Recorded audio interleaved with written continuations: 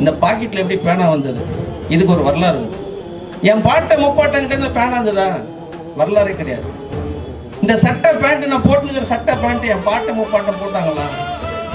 ஒரு 400 வருஷத்துக்கு முன்னாடிலாம் வேணும், 200 வருஷம் 100 வருஷத்துக்கு கூட கண் எதிர்க்க நம்ம பார்த்துருப்போம். இது போட்டு இருக்கிறாங்களா? எப்படி கிடைச்சது? எந்த தத்துவம் இந்த பேனா நம்ம கையில வந்தது? அந்த தத்துவத்தை போய் மக்கள்கிட்ட சொல்லணும்.